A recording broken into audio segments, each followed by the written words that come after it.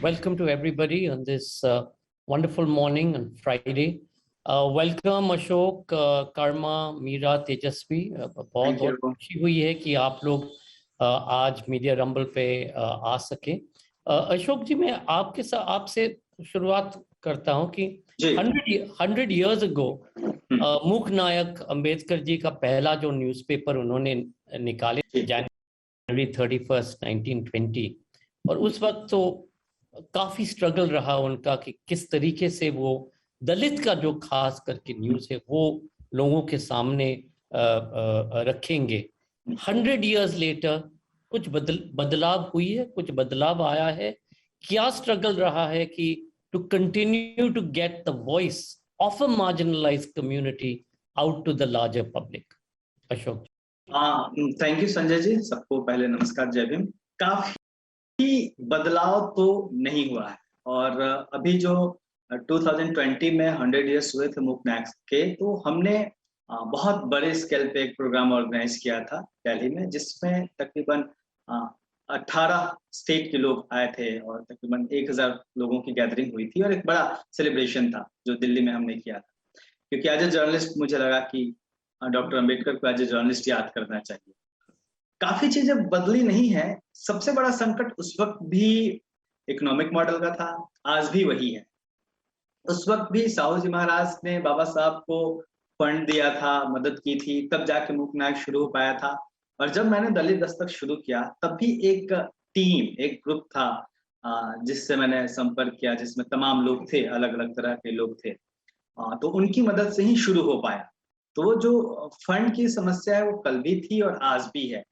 क्योंकि सबसे बड़ी चुनौती ये होती है, किसी भी जब हम इस इशू पे काम करने जाते हैं, तो सबसे पहले तो इसको एक में कर दिया जाता है कि आप दलित इश्यूज पे काम कर रहे हैं। आपको ये मान्यता नहीं दी जाती कि आप जर्नलिज्म कर रहे हैं। हालांकि मुझे 15 साल हो गए जर्नलिज्म में, और अपनी जिंदगी के 10 साल मैंने तमाम अखबारों में काम किया और पार्लियामेंट तक कवर किया मैंने। लेकिन जब वो छोड़ के मैं इधर आया, तो मैं जर्नलिस्ट से दलित जर्नलिस्ट बन गया, जैसे ही मैं वो छोड़ के था। जबकि मैं कर वही रहा था, वहां भी मैं लिख पढ़ रहा था, यहाँ भी मैं वही कर रहा था। वहां जो सवाल मैं नहीं उठा पा रहा था, वो सवाल मैंने यहाँ उठाने शुरू किए, क्योंकि मुझे लगा कि बीइंग पार्ट ऑफ इस सोसाइटी और इस कम्युनिटी को बिलोंग करने पे, मैं अगर इस फील्ड में कुछ कर सकता हूँ तो मुझे करना चाहिए। तो एक फंड की समस्या, एडवर्टीजमेंट नहीं मिलते बिल्कुल भी, क्योंकि आप जाते हो तो वहां जो सिस्टम बैठा हुआ है वो आपको बहुत रिकॉग्नाइज नहीं करना चाहता है। और फिर जब आप इस तरीके से काम करते हो, तो आप एक विचार के लिए काम करते हो, और ये विचार ऐसे हैं जिसके सामने आते ही 90% लोगों के, मैं क्या कहूँ, उनके कान खड़े हो जाते हैं, अरे ये क्या है, जबकि वो सवाल जरूरी है। हम अगर किसी चीज से भागेंगे तो उसका सोल्यूशन कैसे निकाल पाएंगे?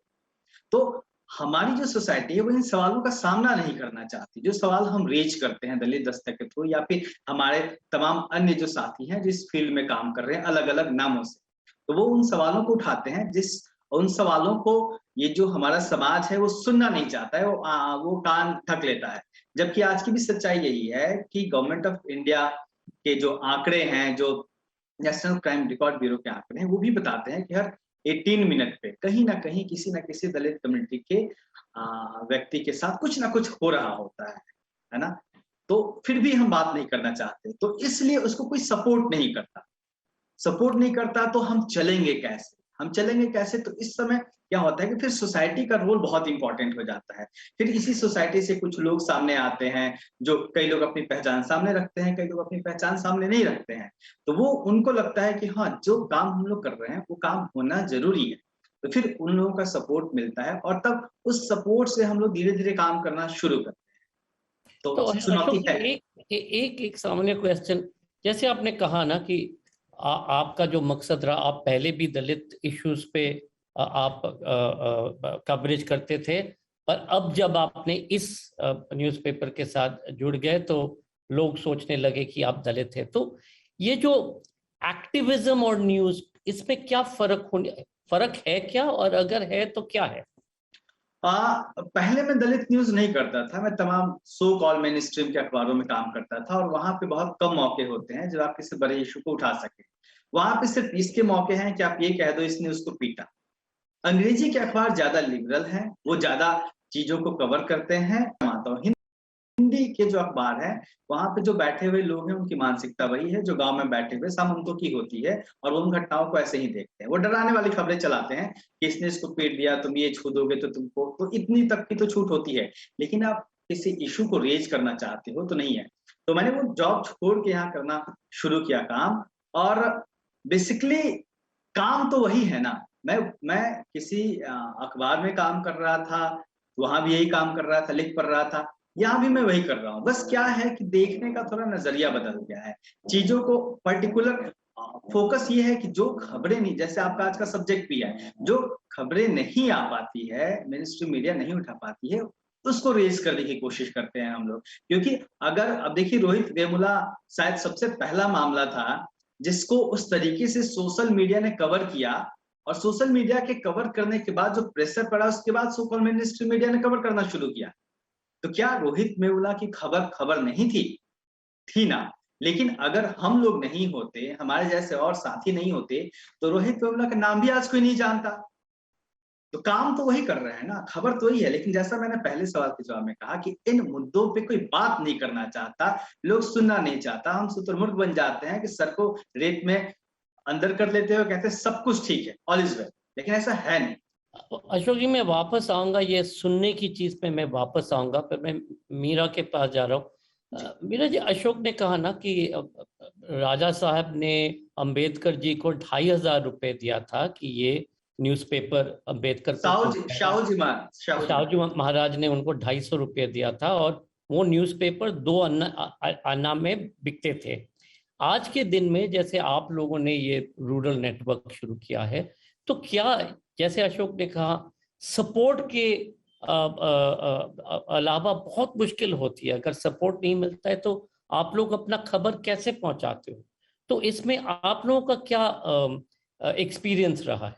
बहुत धन्यवाद आपको और बाकी साथियों को नमस्कार। मुझे बहुत अच्छा लग रहा है, मैं पहली बार ही जुड़ रही हूँ, लेकिन यहाँ पे जो मुद्दे चर्चा हो रहे हैं वो ऐसा लगता नहीं कि ये बहुत नए मुद्दे हैं। ऐसे सुन के बहुत अच्छा लग रहा है कि मतलब इस स्तर पर भी जिस मुद्दे पर हम काम कर रहे हैं, हम संघर्षरत हैं, वो चर्चा यहाँ पर हो रही है और मैं अपने आप को बहुत जोड़ पा रही हूँ।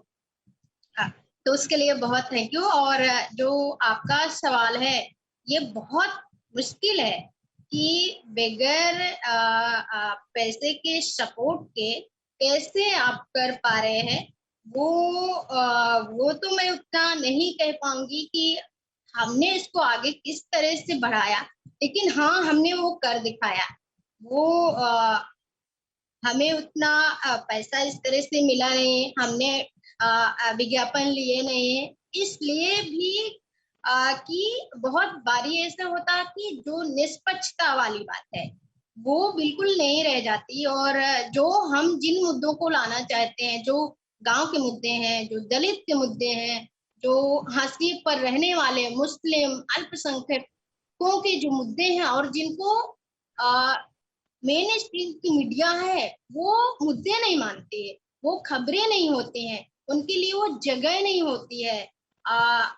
उन चीजों को उठाना और उस पर मतलब कि बहुत जोर से इस समाज का, इस सरकार का जो नजरिया है, जो नजर है, वहां पर जबरदस्ती ले जाना कि आप देखिए यहाँ पर क्या हो रहा है, आपको देखना पड़ेगा, आपको बोलना पड़ेगा। तो उन चीजों को ले जाना ये बहुत बड़ा संघर्ष रहा है, और इसको हम लेकर के चल रहे हैं। इसीलिए शायद हमारा जो सबसे बड़ा जो ये प्रॉब्लम्स रही कि हम अपनी जो प्रिंट मीडिया है, प्रिंट को लेकर के हम नहीं चल पाए हैं, क्योंकि हमें उस चीज की बहुत जरूरत थी। इसलिए हमको कहीं ना कहीं इसका एक अलग पहलू है कि हम सोशल मीडिया पर हैं, हम पूरी तरह टेक्नोलॉजी हो गए, उसका एक बहुत बड़ा असर रहा है। लेकिन इसका एक कारण ये भी रहा कि हमको टेक्नोलॉजी होना पड़ा, इसीलिए। तो मीरा जी, एक मिनट में आपको रोकूंगा कि जैसे आपने कहा मुझे कि आप बांदा जिले में हो, तो आपके ऊपर पर्सनली क्या प्रेशर या दबाव दिया जाता है, क्योंकि आप तो वहीं पे रहते हो ना, तो जो भी स्टोरी आप लोग कवर करते हो, क्या लोग सोचते हैं कि ये तो सारे महिला का संगठन है, इन पे दबाव दो, इनके जो मर्द लोग हो उनको कहो कि इनको चुप करवा दे, तो इस चीज को आप कैसे फाइट करते हो, इस चीज के साथ कैसे आप लोग संघर्ष करते हो? ये तो मुद्दा रहा है हमारे साथ, आज बहुत साल हो गए हैं, 2002 से अब तक में कई साल का सफर रहा है, तो थोड़ा सा कम हो आया है। लेकिन ऐसा नहीं है कि हमारे सामने वो चुनौतियां नहीं है। हमको लोग नहीं मतलब पत्रकार समझते हैं। एक तो ऐसी जगह जो दस्यू इलाका है, जो बहुत मतलब कि शिक्षा के क्षेत्र में बहुत पीछे है, विकास के क्षेत्र में बहुत पीछे है, महिलाओं को पत्रकारिता के क्षेत्र में मतलब ये सोच भी लोगों की नहीं है कि महिलाएं भी पत्रकार हो सकती हैं। वो भी ऐसी महिलाएं जो दलित है, अल्पसंख्यक है, मुस्लिम है, जो कम पढ़ी लिखी हैं, जो गांव में रहती हैं, जिनकी डिग्रियां नहीं है। तो सर ये तो बहुत बड़ी मतलब बहुत बड़ी चुनौती है। और हाँ, हमारे पास बहुत सारी चुनौती अभी भी आती रहती हैं। आप न्यूज मतलब कि जैसे कोई बड़ी रैलियां होती हैं, वहां पर हम लोग भी जा रहे हैं, तो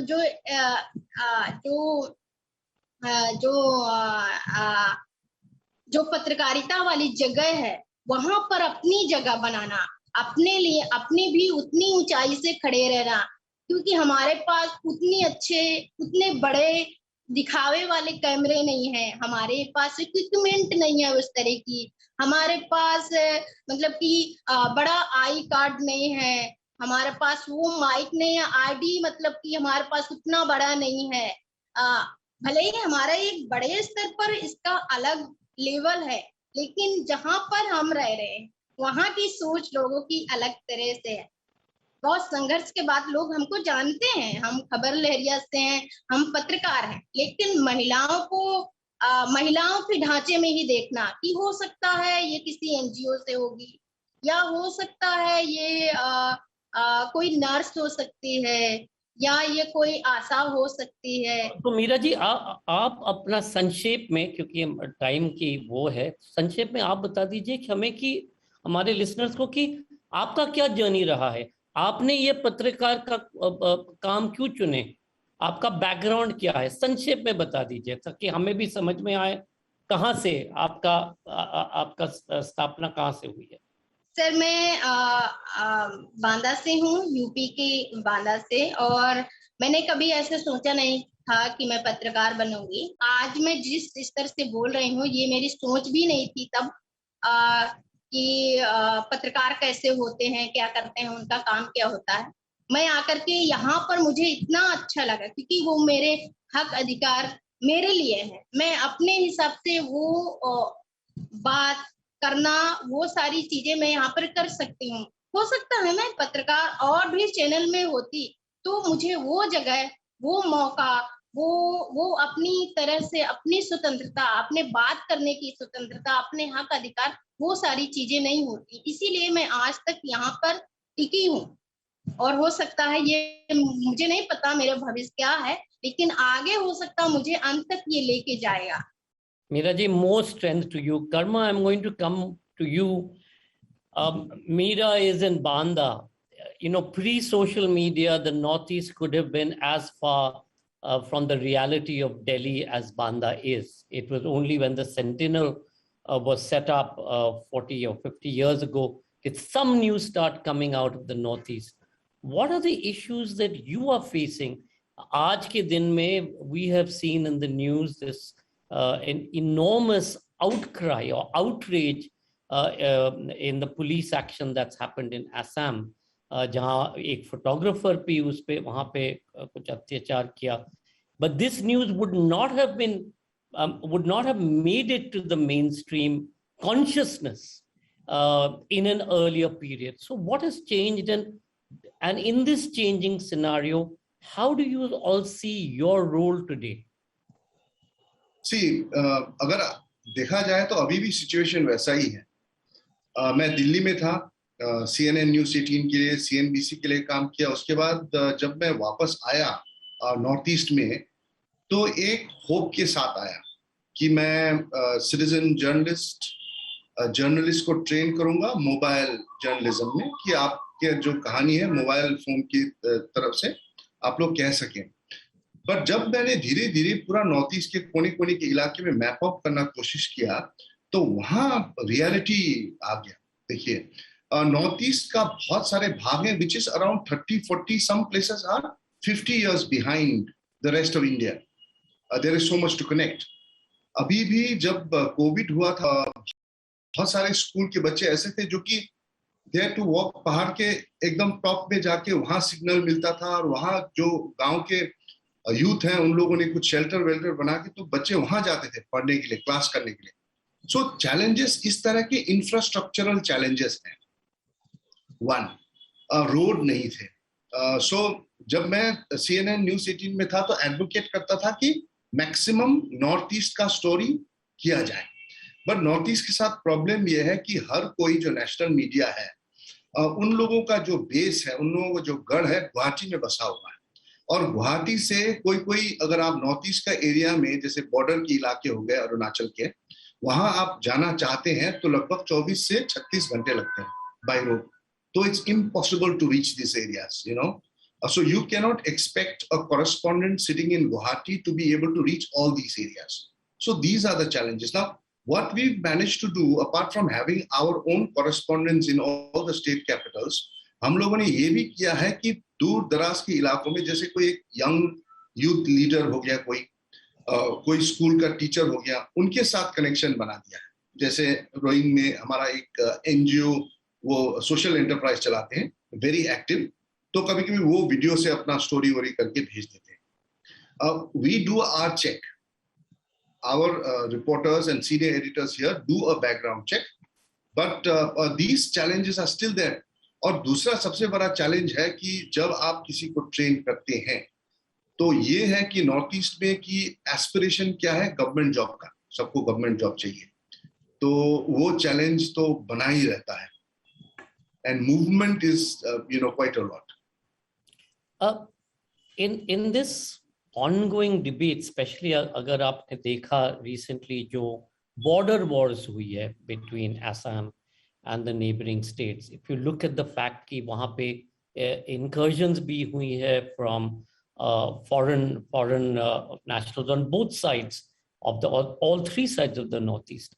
तो इस हिसाब से लोगों को ये भी लगता है कि जो सिक्योरिटी मामला है, हर चीज वो सिक्योरिटी मामला से वो फिर बंद कर देता है कि नहीं ये सिक्योरिटी है तो we will not allow news to come out etcetera.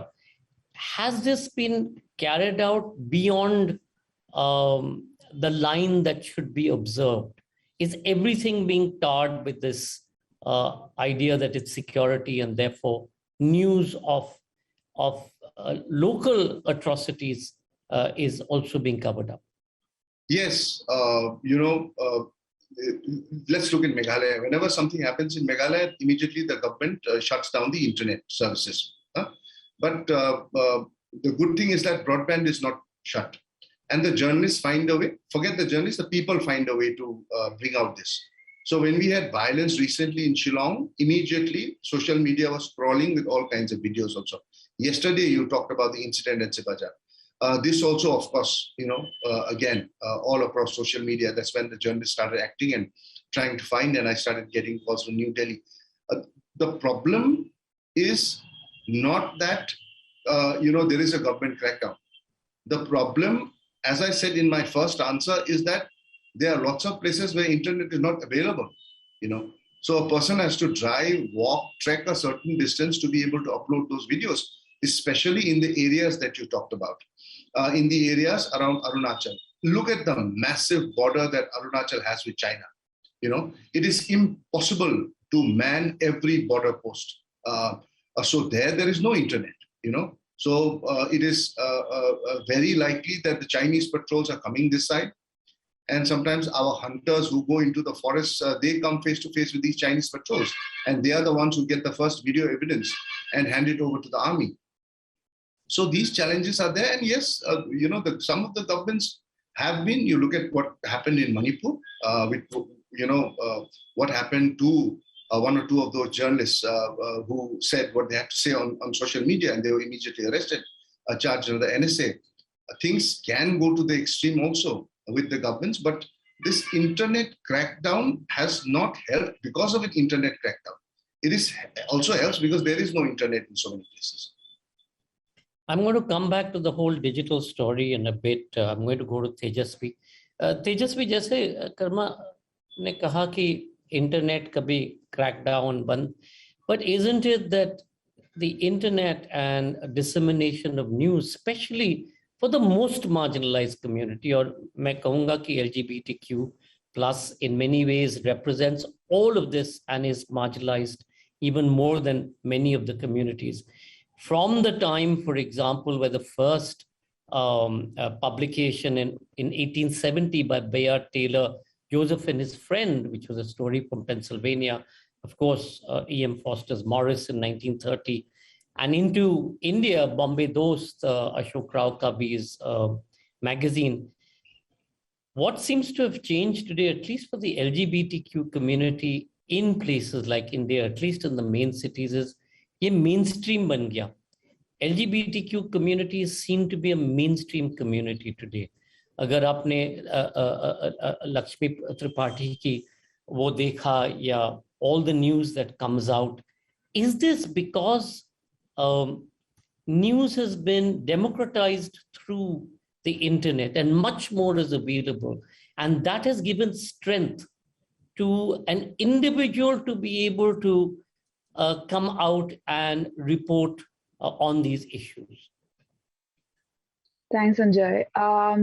I think the internet has, I can only speak for myself, and as somebody who has been raised mostly in big cities, the internet was definitely revolutionary for me. I was about 12 or 13 when I first heard about the Section 377, and the debate was ongoing on actually CNN and IBN. That was around when the channel was launched, and I was just actually a teenager when that came out. And for me to go on Facebook, to go on Orkut, and to create forums and to talk to people that who I connected with online or who were around me who had profiles online, I think the internet has been a great platform, but it has also been a bubble in a sense that I have not understood the legacy of being queer and how it intersects, let's say, with caste, how it intersects with religion, and how it intersects with certain regions like Kashmir, the double burden of disability and being queer. These are narratives that have not come out in the internet simply because the internet, as much as it has democratized, it has also created an echo chamber. It has been, inaccessible for people with disabilities. It has been inaccessible for people who speak localized languages and vernacular languages. It has been inaccessible to discuss about caste simply because technology is expensive, personal technology is expensive, and it has a certain kind of environment that it creates. So yeah, it's a tightrope, and as somebody who works in the media, I am quite conscious of it, and I don't really have a quick solution, but yeah, that's what it is. तो तेजस्वी, एक और सवाल है कि जब LGBTQ community के बारे में बात होती है तो सब कहते हैं कि ये फॉरेन इन्फ्लुएंस है, ये वेस्टर्न इन्फ्लुएंस है, not just foreign influence, western influence. Yet अगर आप हमारे कोई भी लिटरेचर पढ़ोगे, टेम्पल आर्किटेक्चर देखोगे, तो आपको पता चलेगा कि same sexuality has been part and parcel of Hinduism from its inception.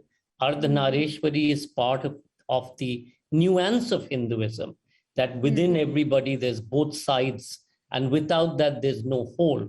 तो जब ये जो narrative आता रहा है, और फिर से मैं लक्ष्मी त्रिपाठी के बारे में बताऊंगा कि एक हिसाब से तो in their tradition, in the Kinnar tradition, उनको माना जाता है कि she is a saint or the head of that sect, and yet this is being seen as a narrative of the West.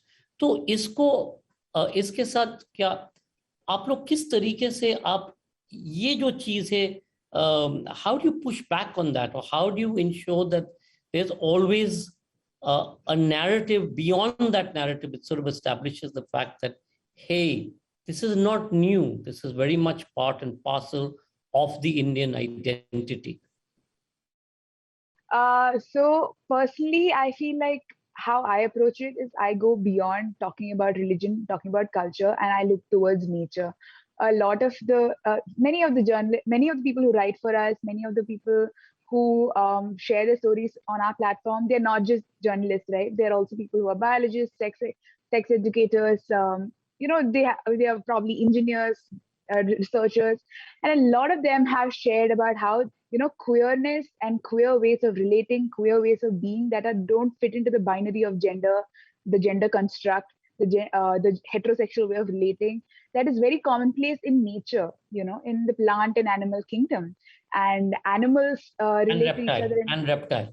Absolutely, yeah. So if we have to look beyond just anthropological, the whole Anthropocene, where we position human beings, and especially this man at the center of all these narratives, we discover a whole host of queer narratives. So at the end of the day, even India and in Hinduism, all of these are constructs that we have created for ourselves. And if we just look at life as a way of being, and as also being part of that life system, we see that queerness is very inherent. And these are all systems that we have created through socio-economic and legal, narratives that we have created so that we can kind of make a semblance of a civilization, of a society that, in a certain model. Supposedly safe within confines. Yeah. Karma तेजस्वी ने ये कहा, nature के बारे में उन्होंने ये बात उठाई, and she was talking about all of this. जहाँ तक कि नॉर्थ ईस्ट के बारे में हम देखते हैं तो the environment is so important. That is still the crucible of so much of discovery. तो जहाँ तक कि आपका जो न्यूज़पेपर है, आपका जो पब्लिकेशन है, do you have a focus on the environment and issues beyond the politics of the time and identity? Karma. So we do focus a lot on environment. In fact, when that big issue with one of the rainforests in Assam came up, and they were going to start coal mining again there, we did a documentary. We've also done some documentaries on the river dolphins of Brahmaputra and how some factories may be choking their only channels. While we continue to focus, जैसे कि हम अगर wild life, climate change, ये सब हमारे लिए बहुत important issues हैं, क्योंकि we have vast tracts of land, thousands of acres of forest हैं, but problem ये है कि धीरे-धीरे deforestation is happening. जैसे आप अमेज़न, जो हमारे नेशनल मीडिया है, उसमें आप अमेज़न की स्टोरी देखेंगे कि अमेज़न में कैसे फॉरेस्ट कटिंग हो रहा है, पर हमारे यहाँ अमेज़न का जैसा फॉरेस्ट है और वहाँ इतना डिफॉरेस्टेशन हो रहा है, उसके बारे में आप नहीं करेंगे. कोल माइनिंग का इशू हो गया मेघालय साइड में, उस पर फोकस बहुत कम है. जब भी कोई ट्रेजेडी होता है तभी जाते हैं नेशनल मीडिया. हम लोगों ने किया है, पर मैं सोचता हूँ कि एक समंदर में एक चम्मच पानी डालने की तरह है. इश्यूज बहुत हैं, स्पेशली क्लाइमेट चेंज में पॉजिटिव नेगेटिव बहुत इंटरेस्टिंग इश्यूज हैं. अब हमारे फार्मर्स बोल रहे हैं कि ये जो एल्टीट्यूड पे ऑरेंजेस उगते थे, अब वो एल्टीट्यूड पे ऑरेंजेस ना उग के एक अलग लेवल में ऑरेंजेस उग रहे हैं, that also in a massive scale which can not be explained. So strange things are happening. And climate change हम लोग सब बात करते हैं, वो अभी हमको साक्षात यहाँ दिख रहा है. अशोक जी, जैसे कि हम कह रहे थे कि कुछ लोगों का ये कहना है कि दलित वॉइस और Dalit politics is not marginalised anymore, this is mainstream. इस वक्त जैसे सुप्रीम कोर्ट में ये विषय आया है कि द सेंसस लेके शुड इट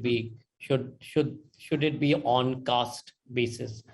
तो दिस न्यू अप्रोप्रिएशन, और मैं अप्रोप्रिएशन वर्ड यूज करूंगा, where politics has appropriated the marginalized communities and made it mainstream to their political objectives.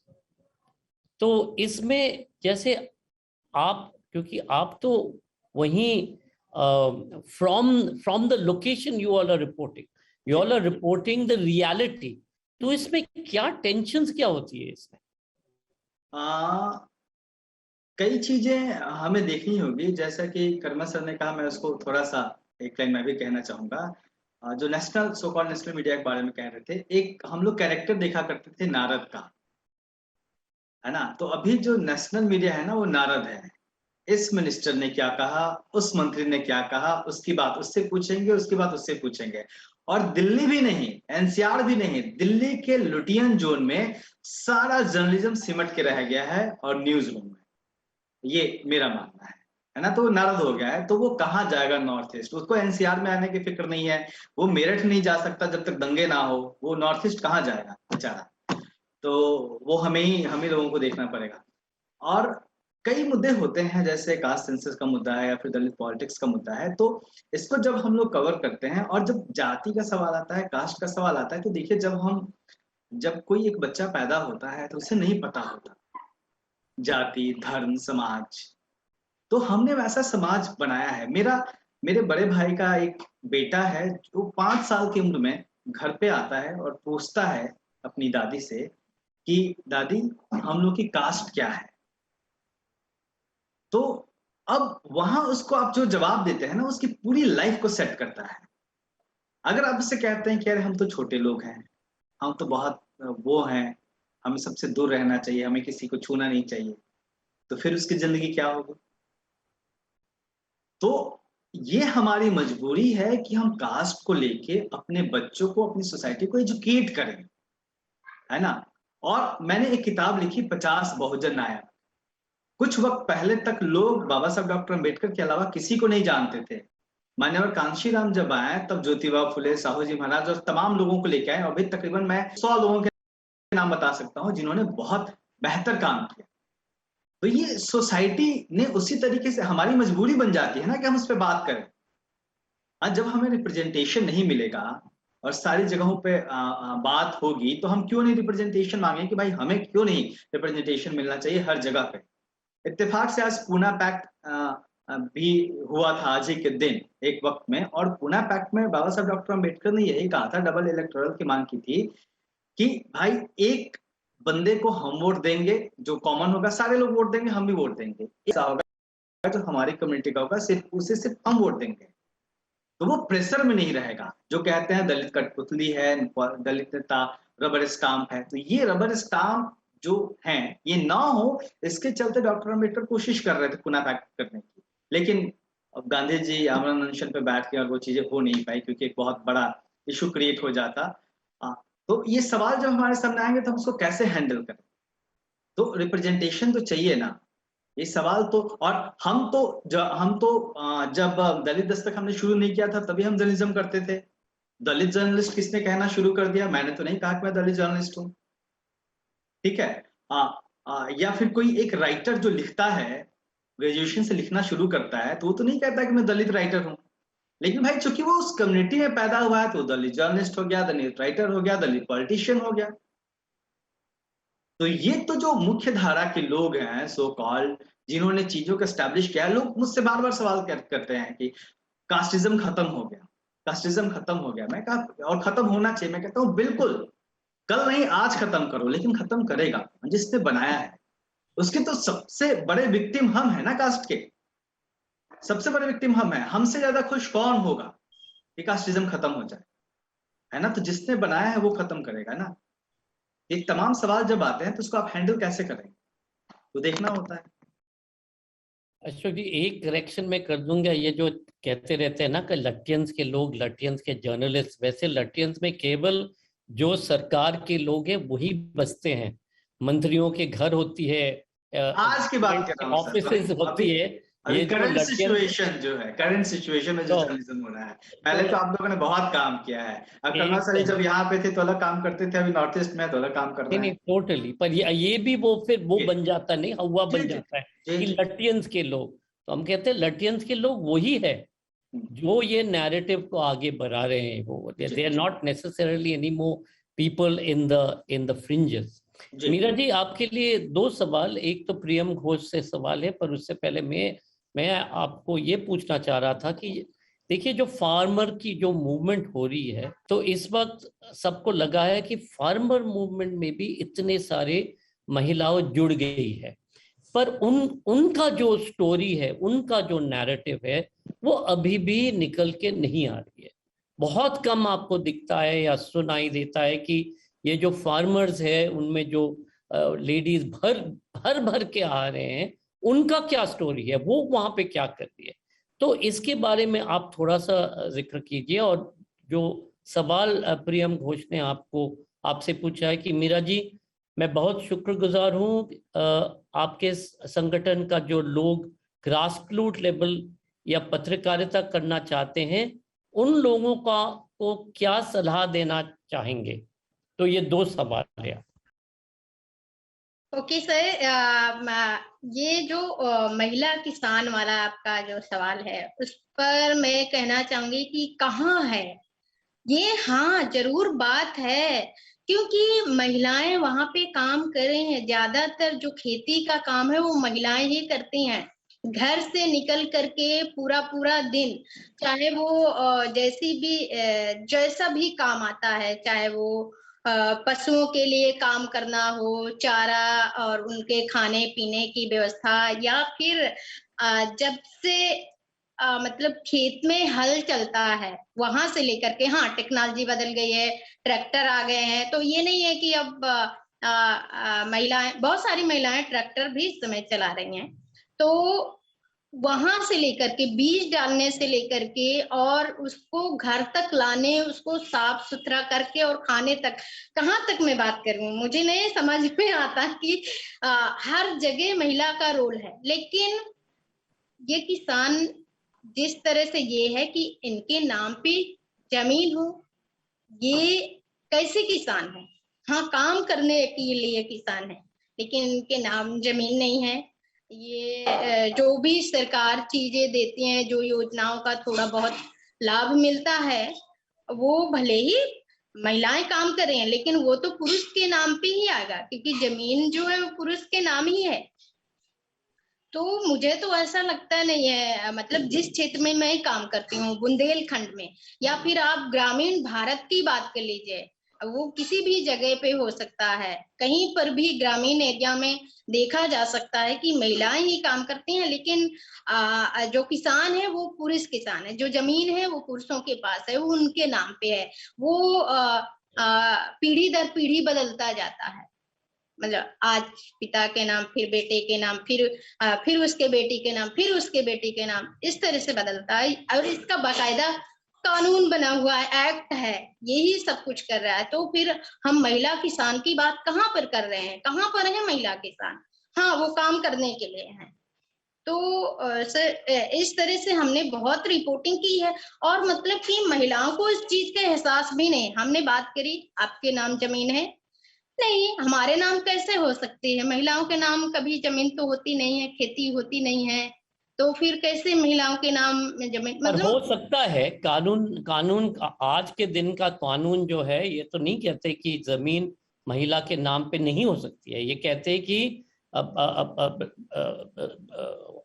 जो जब बंटवारा होती है, जब कोई मर जाता है, उनके जो डिसेंडेंट्स है, वो 50-50% इक्वल हिसाब, इक्वल होल्डिंग्स हो सकती है। पर हम नहीं देखते जो महिलाओं का जो आवाज है। अगर आप किसान के मूवमेंट में भी देखो, तो इस वक्त जो प्रोटेस्ट है, जो लीडरशिप है, वहां पे भी तो है नहीं, पर है महिलाओं इतने सारे, तो उसमें थोड़ी सी प्रॉब्लम है। बट द सेकंड क्वेश्चन, जैसे प्रियम ने कहा कि आप उनको क्या सलाह देंगी कि जो ग्रास रूट लेवल में अगर किसी को काम करना है, तो उनके लिए क्या सलाह है आपका? सबसे बड़ी जो मेरी सलाह है, जो मेरा इतने सालों का अनुभव रहा है, लगभग 15-16 साल का मेरा अनुभव है, मैंने निष्पक्ष होकर के काम किया है। चाहे वो सरकार हो, चाहे वो पार्टियां हो, चाहे वो लोग हैं, तो और मतलब कि अपने को पत्रकारिता के ढांचे में रख करके। और कभी कभी तो ऐसे भी लगा है कि हो सकता है कि हमें थोड़ा सा पत्रकारिता से पीछे भी हट करके भी काम करना पड़ा, कभी कभी ऐसी स्थितियां हो भी जाती हैं। तो मैं उनके लिए यही सलाह है, सबसे बड़ी मेरी जो सलाह है वही यही है, निष्पक्षता के साथ आप काम करेंगे। अभी तक में किसी भी तरह से बहुत सारी चुनौतियां हैं, कहते हैं ना कि जो रास्ता सत्यता का है, जो निष्पक्षता का है, उसमें बहुत सारे कांटे हैं, बहुत सारी दिक्कतें हैं, बहुत सारी मुश्किलें हैं, लेकिन हाँ से जीत तो आपकी लास्ट में होनी ही है। तो Tejasvi, a question to you. Tejasvi, where do you see the future of print magazines like Bombay Dost? I see in many more magazines with the coming of the digital media. I'm asking, as recently Scripts by Labia, Lesbian and Bisexual in Action, was moved to a digital platform instead of continuing to be a print magazine.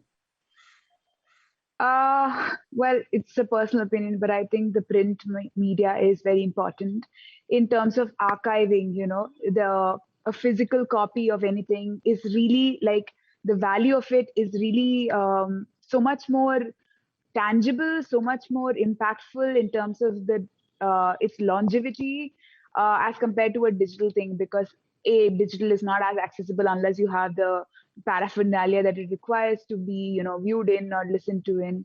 And but a physical thing, a print thing, is so much more important. So even at Gezi, we have been thinking about releasing some of our stories, maybe on an annual or a biannual or a quarterly basis, where we have our top stories curated and released in a print form. So yeah, we are all moving away to the digital world because of how accessible it is for some of us. But at the same time, there are certain limitations as a result of which the print media continues to remains one of the most important ways of archiving and disseminating information. Karma, quick response. If we have 2 minutes left.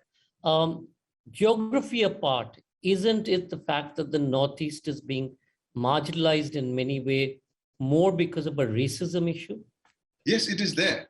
It is there. You know, if you come from a position of privilege, like I was, because of my education, where I studied, where I worked and all, then it is a smooth sailing for you. But now, as we do stories of people who work in salons, who work in spas, who work in hotels in different parts of the country, they face this on an everyday basis. It is not just about verbal abuse, like verbally abuse.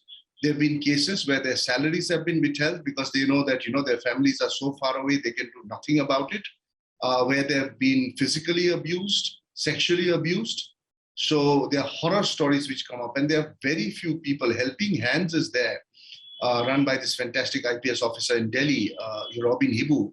And there are a few other activists. Alana Golmai is there.